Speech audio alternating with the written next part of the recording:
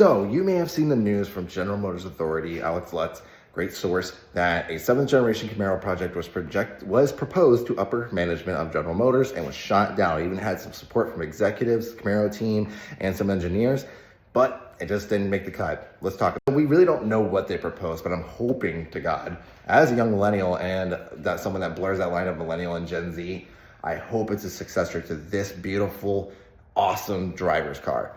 And just the changes that it needs, and we'll go over that in a bit. I hope it's not no stupid SUV, no EV Camaro, no EV sedan mark. Nobody wants that garbage. What we want is a true successor to this car that fixes the issues with it, and we'll go over that in a second. But let's talk about the 6th generation, because we don't really know what they proposed, but let's talk about what exactly happened with the 6th generation overall. Let's kind of talk what happened to the 6th generation Camaro, and it's quite simple. For the beginning, it was way more expensive than the Mustang, and then for 2, you got a 2019 refresh. I don't care what you think, the 2019 refresh was god-awful. Nobody liked it. You're lying to yourself, unless you're one of the few that do. Or you're just trying to be different.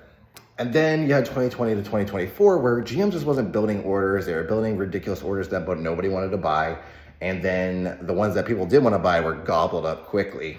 And well, that's the crux of the 6th generation. Now, there are some actual functionality issues that I would definitely state. Most of them are practicality. I don't think visibility personally is an issue. I've been driving this car for almost 9 years, and that's not a problem to me. It's my own skill issue. But the main thing I would say is this gauge cluster sits way too high. My wife always complains about it. She doesn't like how high it sits. And then you can say the roof is a little too short. You maybe could raise it like a little bit or make a little bit of a bubble to it. I wouldn't do too much to it because it looks so cool. Then what you want to do is maybe drop the sill for the people that think it's an issue. Like I said, I don't have visibility issues. I'm 5'11", 175 pounds. That's just my situation. You could make the car a little bit wider to accommodate a larger interior. I do think underneath of the touchscreen where the climate control knobs are, or the climate control dials are, I think that should just be completely removed and made into the wireless charger in a giant storage area.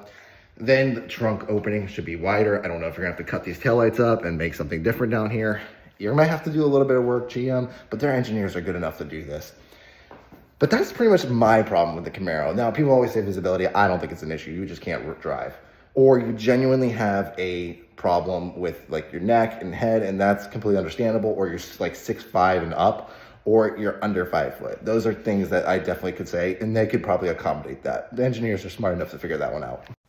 And for those that are saying, well, Mustang sales are down compared to the SUV, well, for one, Ford announced that they're still struggling with production issues and supply chain issues. Try getting a performance pack or a Dark Horse.